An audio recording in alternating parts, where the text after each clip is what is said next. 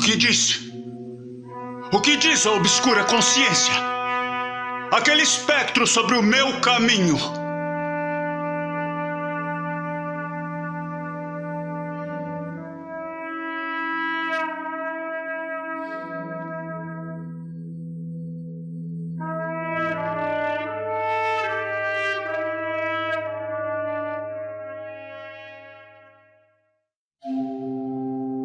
O ano tinha sido um ano de terror e de sentimentos mais intensos que o terror, para os quais não existe nome na Terra, pois muitos acontecimentos e sinais haviam se produzido, e por toda parte, sobre a terra e sobre o mar, as negras asas da peste se estendiam. Para os conhecedores dos astros, não era desconhecido que os céus apresentavam um aspecto de desgraça. E para mim, era evidente que então sobrevivera a alteração daquele ano, em que a entrada de Carneiro, o planeta Júpiter entra em conjunção com o anel vermelho do terrível Saturno. O espírito característico do firmamento, se não me engano, manifestava-se não somente no orbe físico da Terra, mas nas almas, imaginações e meditações da humanidade. Éramos 7 certa noite em torno de algumas garrafas de vinho, entre as parentes de nobre casa, numa sombria cidade.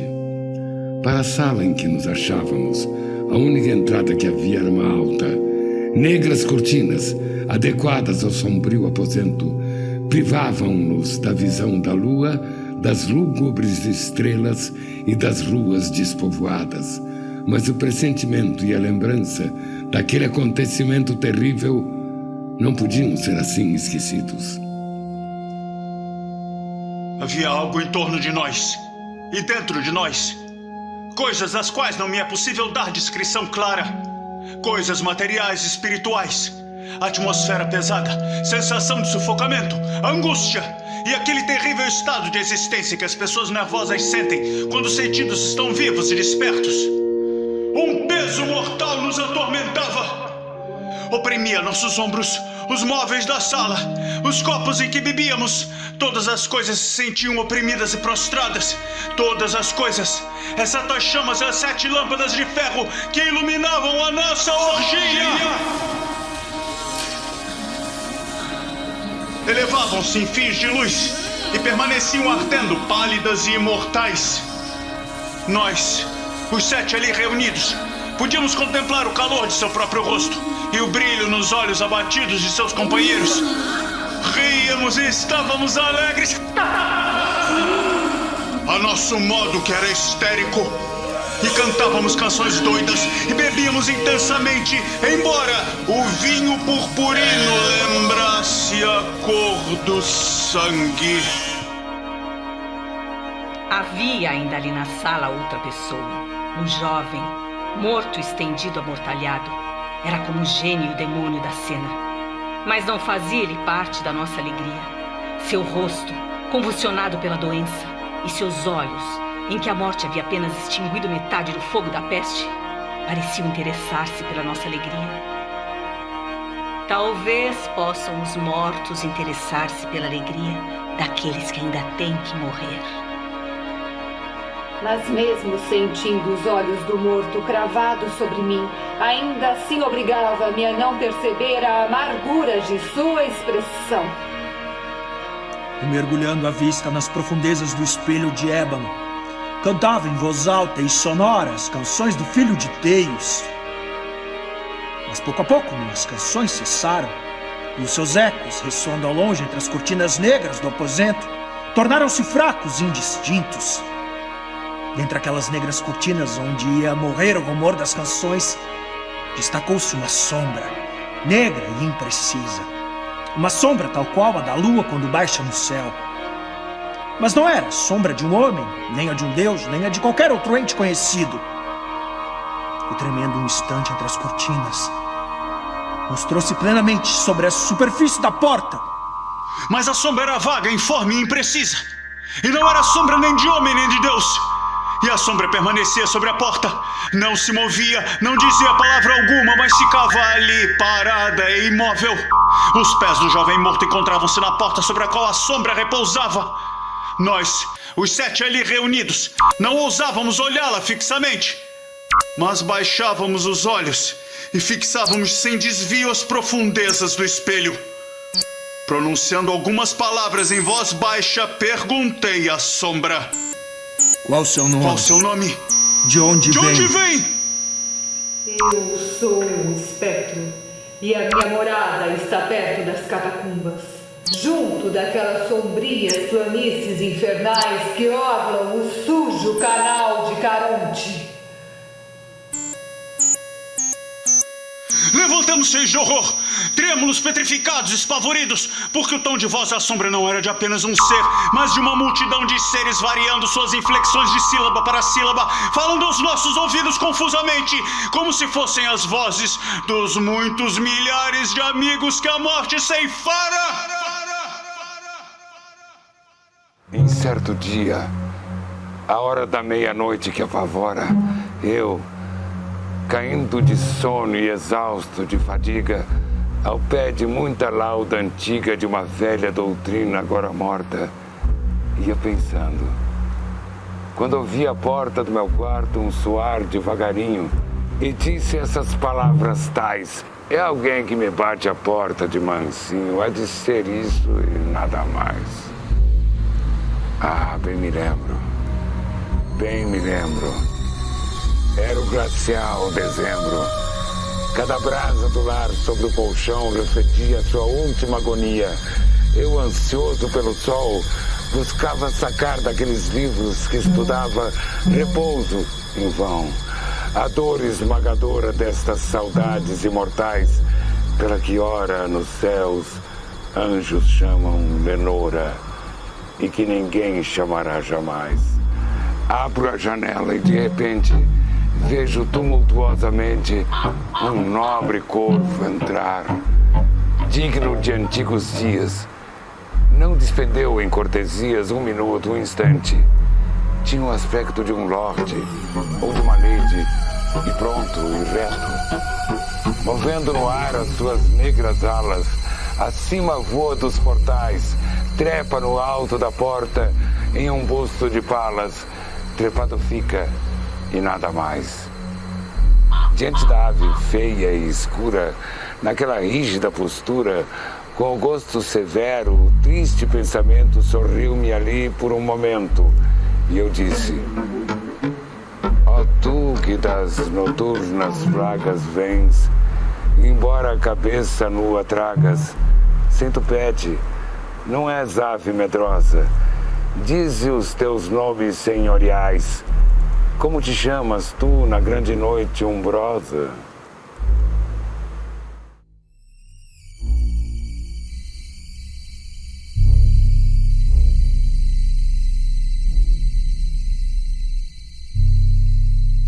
Rápida e esplendidamente as horas passaram e a profunda meia-noite chegou. A posição do candelabro me desagradava e, estendendo a mão com dificuldade para não perturbar o sono do criado, coloquei-o de modo a lançar seus raios de luz em cheio sobre o livro. Esse gesto produziu uma reação completamente inesperada. Os raios das numerosas velas, e eram muitas, iluminaram um canto da sala que até então estivera na completa escuridão. E então vi, plena luz, o retrato. Era o retrato de uma jovem, no alvorecer de sua feminilidade. Olhei rapidamente para o retrato, depois fechei os olhos. Por que fiz isso? Eu mesmo não percebi a princípio, mas enquanto minhas pálpebras permaneciam fechadas, revolvi na mente a razão de assim ter feito. Era um movimento impulsivo, para ganhar tempo de pensar, para certificar-me que minha vista não me iludira, para acalmar e dominar a fantasia, forçando-a a uma contemplação mais serena e segura. Logo depois, olhei de novo fixamente para o quadro. Do que vi, não poderia e nem deveria duvidar. O primeiro clarão das velas sobre aquele quadro, como o que dissipou o sonolento torpor que furtivamente se apossava dos meus sentidos, e sem demora me pôs completamente desperto. O retrato era de uma jovem, Apenas a cabeça, os ombros, os braços, o colo e mesmo as pontas do cabelo luminoso perdiam-se na vaga, porém profunda sombra que se formava ao fundo do conjunto. A moldura era oval, ricamente dourada e filigranada à mourisca, como obra de arte. Nada podia ser mais admirável do que a própria pintura. Mas aquela comoção tão súbita e tão intensa não era pela execução da obra nem pela imortal beleza do seu semblante, muito menos pela minha imaginação, que, despertada do seu semitorpor, teria transformado aquela imagem numa pessoa viva. Vi imediatamente que as peculiaridades do desenho, do trabalho do vinhetista e da moldura deveriam ter de pronto dissipado tal ideia. Permaneci ali, quase talvez uma hora, semi-erguido, semi-inclinado, a observar atentamente aqueles detalhes, com os olhos fixos no retrato. Por fim, satisfeito com o verdadeiro segredo de seu encanto, deixei-me cair na cama. Descobrira que o encanto do retrato estava na sua absoluta aparência de vida, o que a princípio espantou-me. I ended up confused, haunted, terrified. I ended up confused, haunted, terrified. I ended up confused, haunted, terrified. I ended up confused, haunted, terrified. I ended up confused, haunted, terrified. I ended up confused, haunted, terrified. Com profundo e reverente temor, tornei a pôr o candelabro em sua primeira posição. Afastadas de mim as causas de minha profunda agitação, procurei avidamente o volume que descrevia as pinturas e sua história. Procurando a página que se referia ao retrato oval, encontrei as estranhas e vagas palavras que se seguem. Era uma donzela da mais rara beleza, e não só amável como cheia de alegria. E maldita foi a hora em que ela viu, amou e desposou o pintor. Ele era apaixonado, estudioso, austero, e já tinha na arte a sua desposada. Ela, uma donzela da mais rara beleza, e não só amável como cheia de alegria, toda luz e sorrisos, travessa, amando com carinho todas as coisas, odiando somente a arte, que era sua rival, temendo apenas a paleta, os pincéis e os outros sinistros instrumentos que a privavam da contemplação do seu amado. Era terrível para essa mulher ouvir o pintor exprimir o desejo de pintar o próprio retrato de sua jovem esposa. Ela era, porém, humilde e obediente, e sentava-se submissa durante horas no escuro, onde a luz vinha apenas de cima projetar-se escassa sobre a alva tela. O pintor se alegrava com a sua obra, que continuava de hora em hora, dia após dia, e era um homem apaixonado, rude e extravagante, que vivia perdido em devaneios, e não percebia que a luz que caía tão lívida sobre aquela torre solitária ia murchando a saúde e a vivacidade da sua esposa, visivelmente definhando para todos, menos para ele. Ela continuava ainda e sempre a sorrir, sem se queixar, pois sabia que o pintor trabalhava com fervoroso e ardente prazer por pintar quem tanto o amava, mas que todavia se tornava cada vez mais triste e fraca. Alguns que viram o retrato falavam de sua semelhança como de uma extraordinária maravilha. Prova não só da sua maestria, como do seu intenso amor por aquela quem pintava de modo tão exímio. Mas afinal, ao chegar o trabalho quase ao seu término, ninguém mais foi permitido na torre, porque o pintor se tornara rude no ardor do seu trabalho e raramente desviava os olhos da tela, mesmo para contemplar o semblante da sua esposa. Assim, não percebia que as tintas que espalhava sobre a tela eram retiradas da face daquela que se sentava ao seu lado. E quando já se haviam passado várias semanas e muito pouco a fazer, exceto uma pincelada sobre a boca e um colorido nos olhos, a alegria da mulher de novo se apagou. E então foi dada a pincelada completando o colorido. Durante um instante, o pintor ficou extasiado diante da obra que tinha realizado. Isso é, na verdade, a própria vida? Voltou-se subitamente para ver a amada. Estava morta!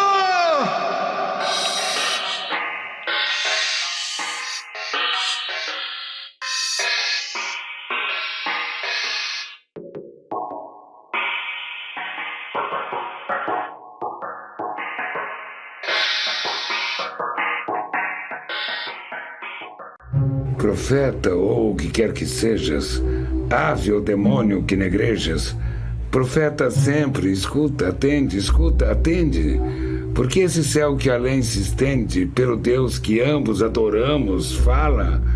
Dize a esta alma se é dado ainda escutá-la no Éden celeste a virgem que ela chora. Nesses retiros sepulcrais, essa que ora nos céus anjos chamam Lenora. O corvo disse, nunca mais.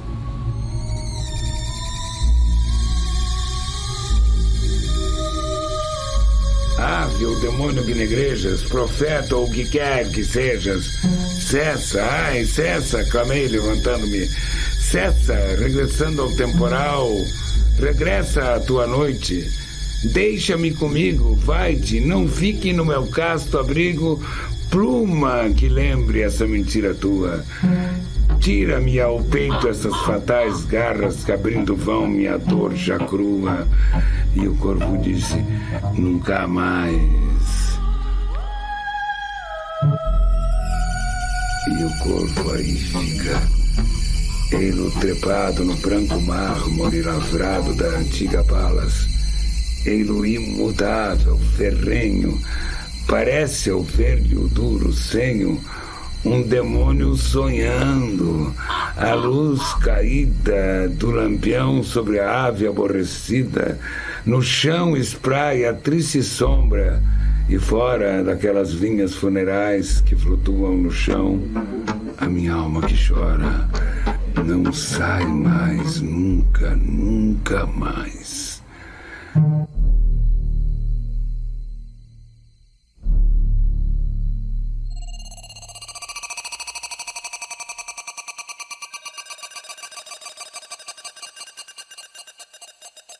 Quando lhe invoco o nome, Berenice, das ruínas sombrias da memória surgem milhares de tumultuosas recordações.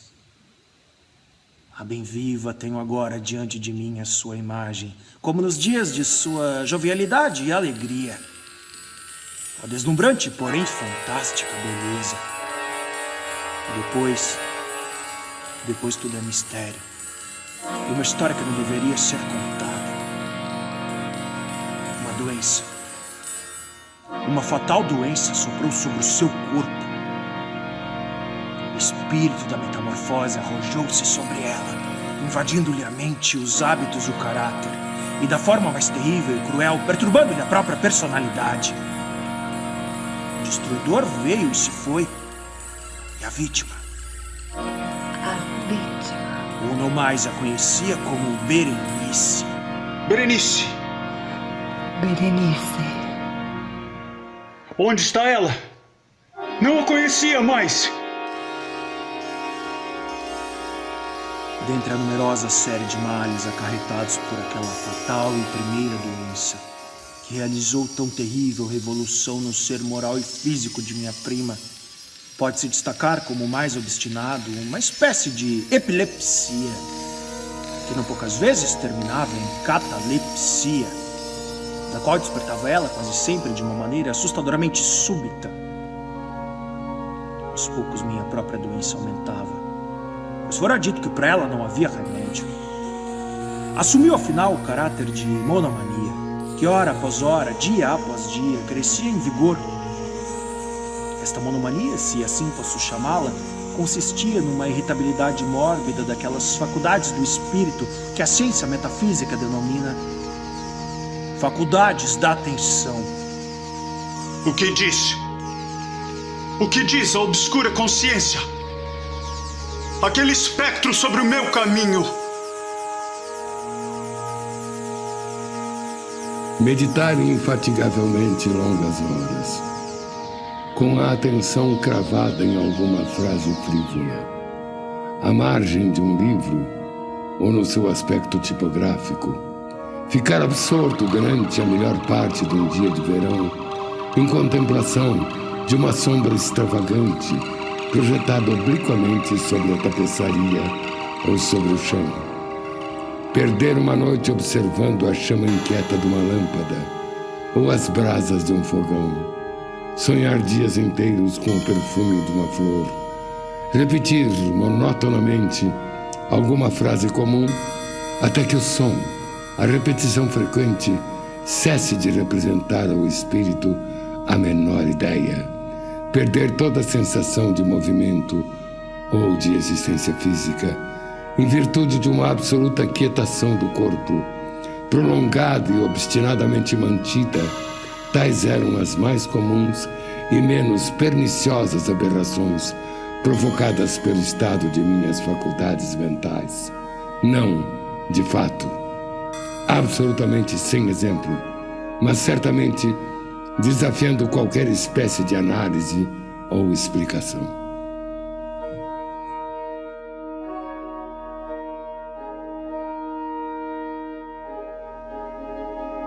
Nos intervalos lúcidos da minha enfermidade, a desgraça que a feria realmente me dava pena e me afetava profundamente o coração.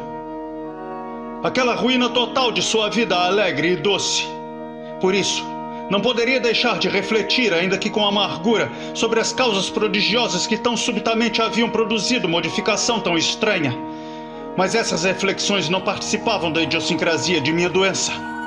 Fiel ao seu próprio caráter, meu desarranjo mental preocupava-se com as menos importantes, porém mais chocantes mudanças operadas na constituição física de Berenice, na mais estranha e espantosa alteração de sua personalidade.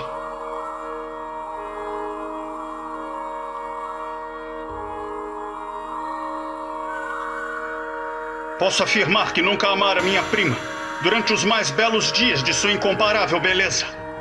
Na estranha anomalia de minha existência, os sentimentos nunca me vinham do coração e minhas paixões sempre eram do espírito. Através do crepúsculo matutino, das sombras estriadas da floresta, ao meio-dia no silêncio da minha biblioteca, à noite, ela esvoaçara diante de meus olhos e eu a contemplara não como a viva e respirante Berenice, mas como a Berenice de um sonho.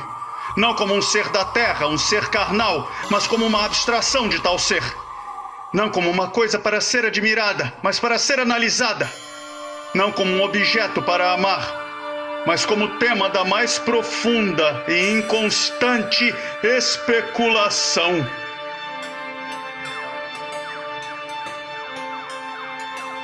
E agora? Agora eu estremecia na sua presença. Contudo, lembrei-me de que ela havia me amado durante muito tempo. E no momento fatal, falei-lhe em casamento. Um gélido calafrio correu-me pelo corpo. Uma sensação de intolerável ansiedade me oprimia. Uma curiosidade devoradora invadiu minha alma. Permaneci ali por algum tempo imóvel e sem respirar, com os olhos fixos em seu vulto. A sua magreza era excessiva e nenhum vestígio da criatura de outrora se poderia ver em uma linha sequer de suas formas. O meu olhar ardente pousou afinal sobre o seu rosto. A fronte era alta e muito pálida, de uma placidez singular. Os cabelos outrora negros caíam-lhe parcialmente sobre a testa e sombreavam as fontes encovadas em numerosos anéis, agora de um amarelo vivo. Em chocante discordância por seu caráter fantástico, com a melancolia que dominava seu rosto. Os olhos, sem brilho, sem vida, pareciam também sem pupilas. E num sorriso bem significativo, os dentes da Berenice transformada se foram lentamente mostrando. Tomara Deus que eu nunca os tivesse visto. Tendo-os visto, tivesse morrido.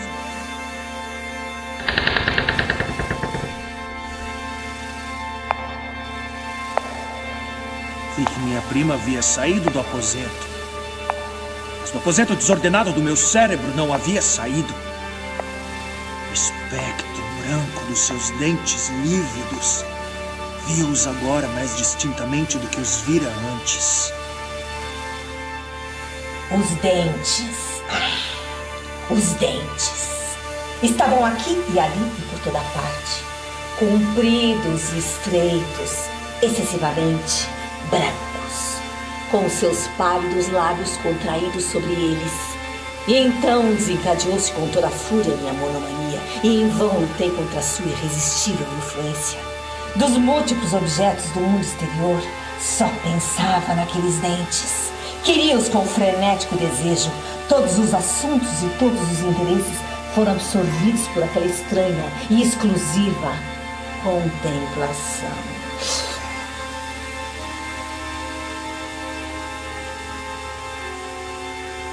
Levantei-me e escancarei uma das portas da biblioteca e vi parada de pé na antecâmara uma criada toda em lágrimas que me disse que Berenice havia morrido. Sofrera um ataque epilético pela manhã e agora, ao cair da tarde, a cova já estava pronta para receber sua moradora e todos os preparativos do enterro terminados.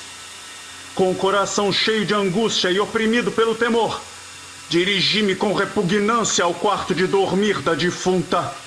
Vasto, muito escuro, e eu me chocava a cada passo com os preparativos do sepultamento. Ali jazia tudo quanto restava de Berenice. Deus do céu, seria possível? Estaria meu cérebro transviado? Ou o dedo da defunta se movera? Tremendo de inexprimível terror, ergui lentamente os olhos para ver o cadáver. Haviam-lhe amarrado o queixo com um lenço qual não sei como se desatara. Os lábios lívidos se torciam numa espécie de sorriso e por entre a moldura melancólica os dentes de Berenice, brancos, luzentes, terríveis, me fixavam ainda como se fosse de uma pessoa viva.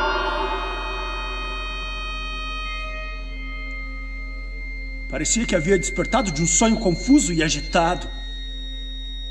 Berenice havia sido enterrada. Sua recordação, porém, estava repleta do horror. Horror mais horrível porque vindo do impreciso. Terror mais terrível porque saído da ambiguidade. E de vez em quando, parecia-me retinir nos ouvidos o grito agudo e lancinante de uma voz de mulher.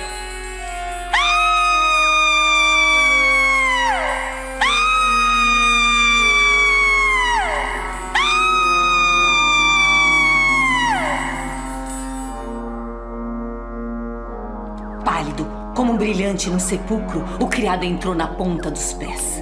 Sua fisionomia era de terror. Ele me falava numa voz trêmula, rouca e muito baixa. Que disse? Eram frases truncadas. Falou-me de um grito selvagem que rompera o silêncio da noite. Todos na casa se reuniram e saíram em busca daquele som. De repente, sua voz tornou-se penetrantemente distinta ao falar-me de um túmulo violado, de um corpo desfigurado, mas que ainda respirava, ainda vivia!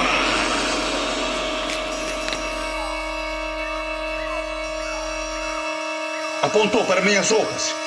Estavam sujas de sangue. Eu nada falava e ele pegou-me levemente na mão. Nela estavam gravados sinais de unhas humanas. Chamou minha atenção por um objeto encostado na parede. Era uma pá!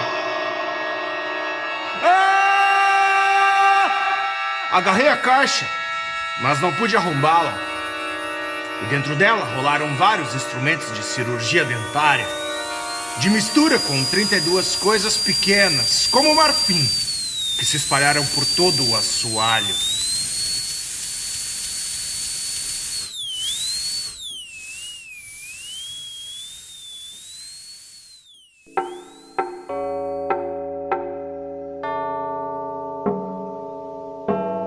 Juro pela minha alma que não posso lembrar-me quando, ou mesmo precisamente onde, pela primeira vez tive conhecimento de Lady Ligeia.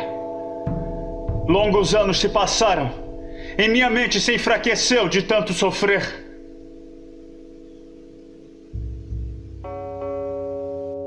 Ligeia! Ligeia! Mergulhado em estudos, a amortecer as impressões do mundo exterior, e somente por aquela doce palavra, Ligeia, que na imaginação evoco diante de meus olhos, a imagem daquela que não mais existe.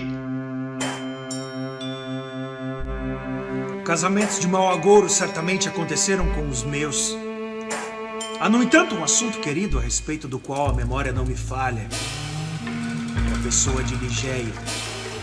Tentaria em vão retratar a majestade, o tranquilo desembaraço do seu porte, a ligeireza do seu passo. Ela entrava e saía como uma sombra, quando punha sua mão de mármore sobre o meu ombro.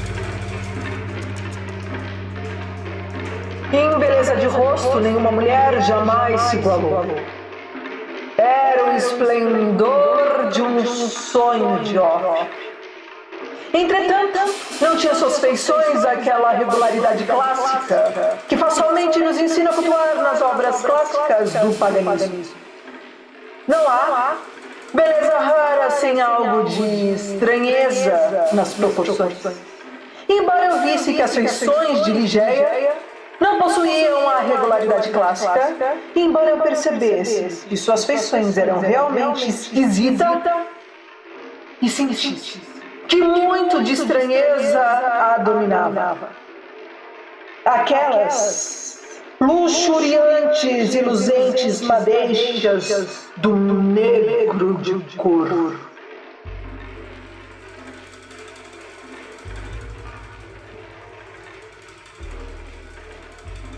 Olhava sua encantadora boca. Nela esplendia o triunfo de todas as coisas celestes. A curva magnífica do curto lábio superior e o aspecto voluptuoso e macio do inferior. Os dentes, refletindo numa irradiação quase cegante cada raio de luz que sobre eles caía, quando ela os mostrava num sorriso sereno e plácido, que, no entanto, era triunfantemente o mais radioso de todos os sorrisos. E eu contemplava os grandes olhos de Ligeia. Eram grandes, eram bem maiores que os olhos habituais da nossa raça, eram mesmo mais rasgados, mas somente a intervalos, em momentos de grande excitação, que essa peculiaridade se tornava mais vivamente perceptível em Ligeia. As pupilas eram do negro mais brilhante, veladas por longuíssimas pestanas de azeviche. As sobrancelhas de desenho irregular eram da mesma cor. Toda a estranheza que eu descobrira naqueles olhos era da natureza da forma, da cor ou do brilho deles. A expressão dos grandes olhos de Ligeia. O que era aquilo? Fiquei obcecado por descobri-los. Aqueles olhos, aquelas largas, brilhantes, divinas pupilas que me seduziam e me amedrontavam. O saber de Ligeia era imenso, como jamais encontrei em mulher alguma. Lamentando, depois de alguns anos, vi minhas bem fundadas esperanças criarem asas e voarem além. Sem Ligeia, eu era apenas uma criança tateando no escuro. Ligeia adoeceu. Vi que ia morrer. E imediatamente travei combate em espírito com o horrendo Azrael. Os esforços daquela mulher apaixonada eram com grande espanto meu, mais enérgicos mesmo do que os meus. Havia muito na sua severa natureza para fazer-me crer que para ela a morte chegaria sem terrores, mas assim não foi. Que ela me amasse eu não poderia duvidar, mas somente na morte que pude compreender toda a força do seu afeto. Durante longas horas, bem no meio da noite durante a qual partiu, chamando-me autoritariamente ao seu lado, pediu-me para repetir-lhe certos versos que ela mesma compusera não muitos dias antes. Obedeci-lhe. Eram os versos que se seguem. Hoje é noite de gala, nestes anos desolados, turbas de anjos alados em vestes de gaze, olhos em prantos banhados. Sit in the theater to see a play of hopes and fears. E ritmada a orquestra derrama das esferas a doce harmonia. E bem do alto, do altíssimo, feitos os atores bastidores em voz baixa e amena, murmurando, esvoaçam a cena. E há horror, e há pecado, e há intriga a invadir os bastidores da peça. Puppets we are, oh, puppets we are, ha ha ha, puppets we are, oh, invisible desventure. Apagadas estão as luzes, todas apagadas. E dos bastidores da cena, uma sombra se arrasta e insinua. E a cai cada ator que aquela sombra sangrenta devora. Blood, blood, cried angels. Blood, blood, human blood. That plays the tragedy man and the hero, o verme vencedor. Au! Miau!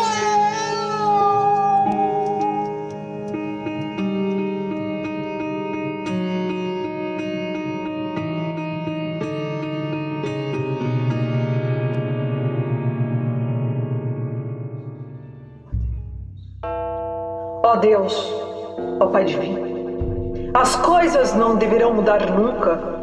Não será uma só vez vencida este vencedor? Não somos nós uma parte, uma parcela de ti? Quem conhece o mistério da vontade com toda a sua força? O homem não se submete aos anjos e nem se rende inteiramente à morte, a não ser pela fraqueza de sua débil vontade. O homem não se submete aos anjos e nem se rende inteiramente à morte, a não ser pela fraqueza de sua débil vontade.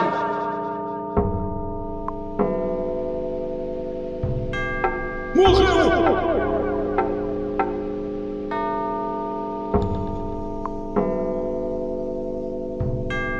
Ligeia me trouxera bem mais, muitíssimo mais do que cabe de ordinário à sorte dos humanos. Depois de meses de vaguear cansativamente sem rumo, tornei-me escravo acorrentado do álcool, do ópio, e meus trabalhos e decisões tomavam o colorido dos meus sonhos. Permita-me agora que fale daquele aposento, maldito para sempre, aonde recebi, como minha esposa, no momento de alienação mental,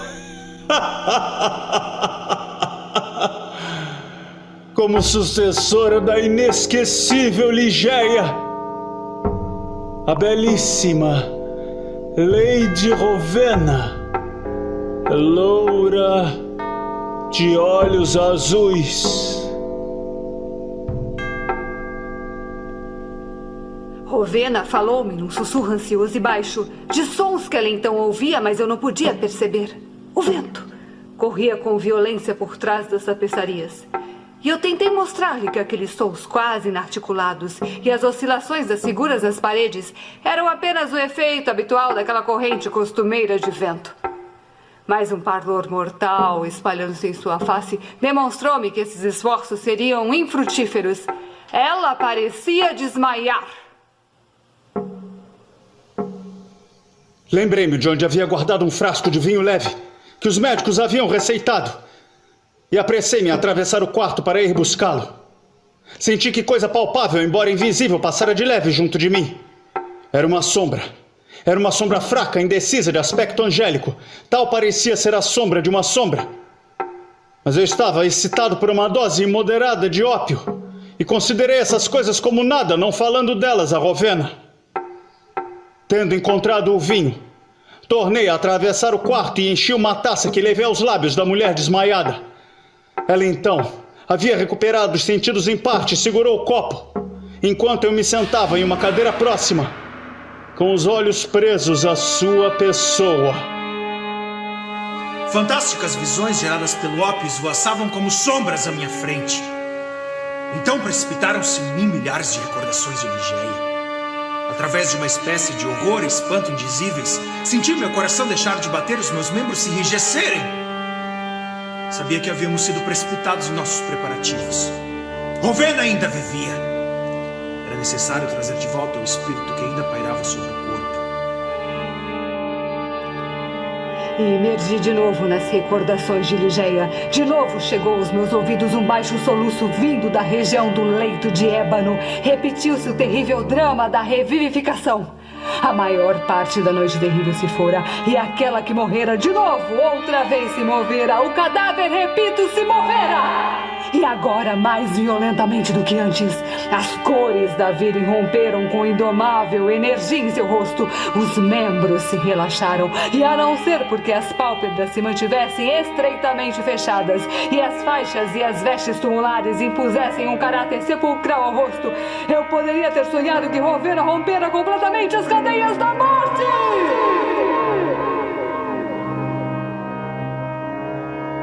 Aqui estão finalmente! Nunca poderia enganar-me. Estes são os grandes olhos negros e estranhos do meu perdido amor. De Lady Ligeia.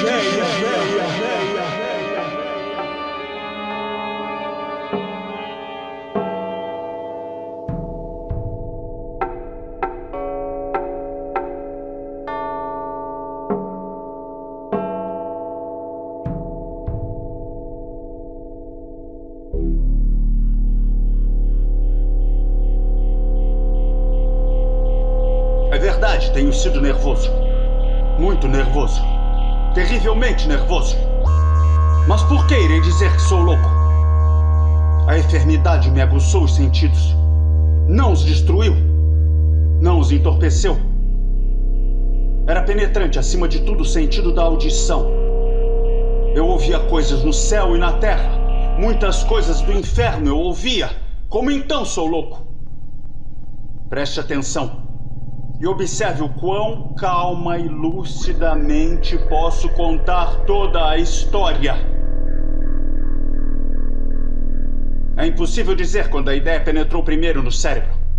Uma vez concebida, porém, ela perseguiu dia e noite. Não havia motivo. Não havia cólera. Eu gostava do velho. Ele nunca fizera mal. Nunca me insultara. Eu não desejava seu ouro. Penso que era o olhar dele. Sim, era isso. Um de seus olhos parecia com o de um abutre. Um olho de cor azul pálida que sofria de catarata. Meu sangue se enregelava toda vez que ele caía sobre mim. E assim, pouco a pouco, decidi tirar a vida do velho e libertar-me daquele olho para sempre. Nunca fora mais bondoso para com o velho, que durante a semana inteira antes de matá-lo, todas as noites, por volta da meia-noite, eu girava o trinco da porta do quarto e abria, bem devagarinho. E depois, quando a abertura era suficiente para conter minha cabeça, eu introduzia uma lanterna com tampa de modo a que nenhuma luz se projetasse para fora e em seguida enfiava a cabeça. Movia lentamente, muito lentamente. Levava 1 hora até colocar a cabeça inteira dentro do quarto, até poder vê-lo deitado na cama. Um louco seria precavido assim. E depois eu abria a tampa da lanterna cautelosamente, porque a dobradiça rangia. Abria só até permitir que apenas um raio de luz passasse pela fenda da porta do quarto e caísse sobre o olho de abutre. E isso eu fiz durante 7 longas noites, sempre precisamente à meia-noite, e sempre encontrei o olho fechado. Assim, era impossível fazer minha tarefa, porque não era o velho que me perturbava, mas seu olho diabólico!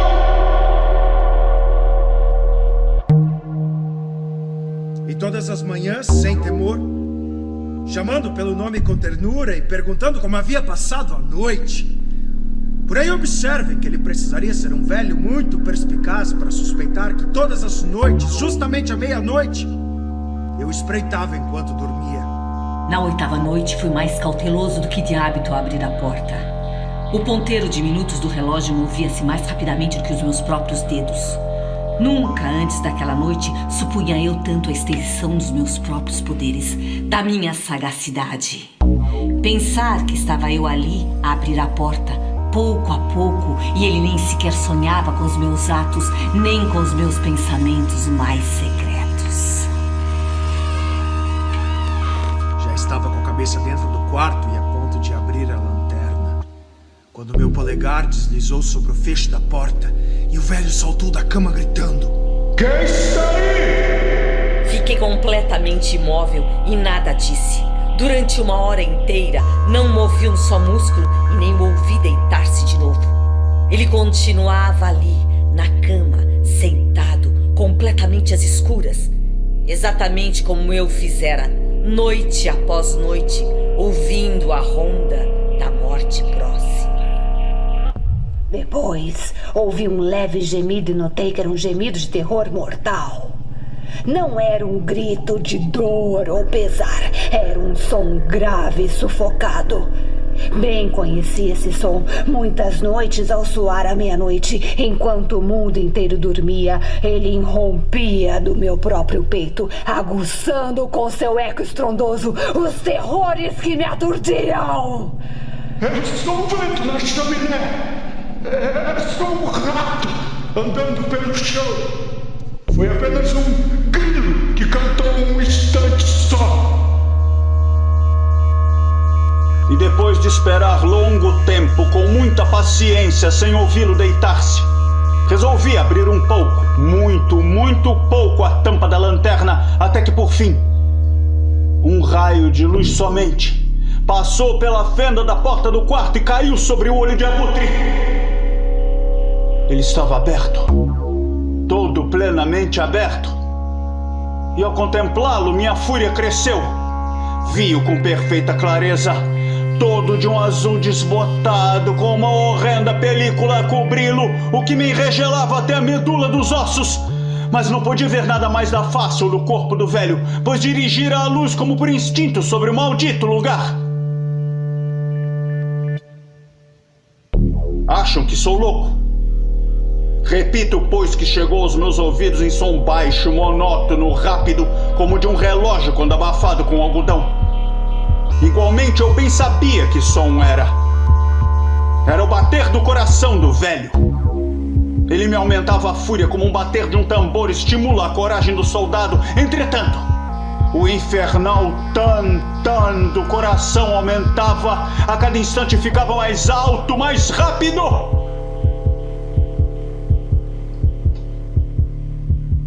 A hora do velho tinha chegado. Com um alto berro, escancarei a lanterna e pulei para dentro do quarto. Ele gritou mais uma vez só.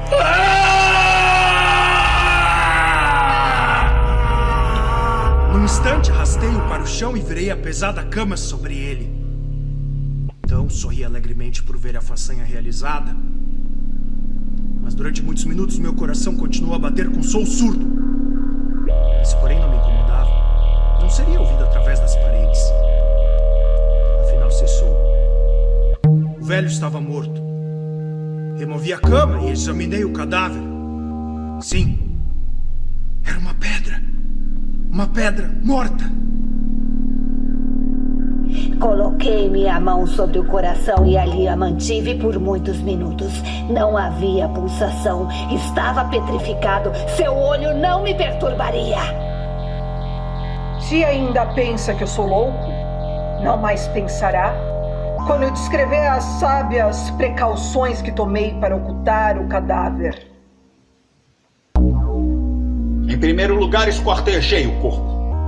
Cortei-lhe a cabeça, os braços e as pernas. Arranquei depois 3 tábuas do chão e coloquei tudo entre os vãos. I put all the body there. I put all the body there. Depois, recoloquei as tábuas com tamanha agilidade e perfeição que nenhum olho humano, nem mesmo do velho, seria capaz de notar qualquer coisa suspeita.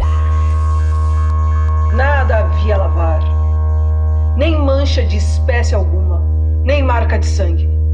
Terminada todas essas tarefas, eram 4 horas. Mas estava escuro como se fosse meia-noite. Quando o sino soou a hora, bateram à porta da rua. Desci para abrir, pois o que tinha eu a temer?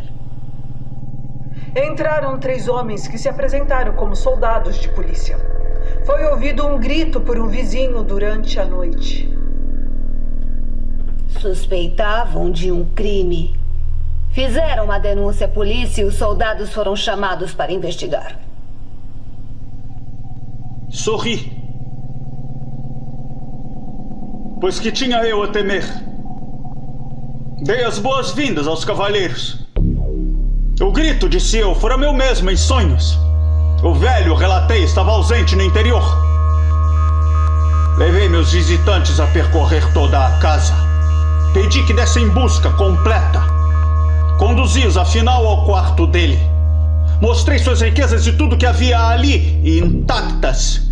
No entusiasmo de minha confiança, trouxe cadeiras para o quarto e pedi que se sentassem para descansar de suas fadigas, enquanto eu, na desenfreada audácia do meu perfeito triunfo, colocava minha própria cadeira exatamente sobre o local onde repousava o cadáver da vítima.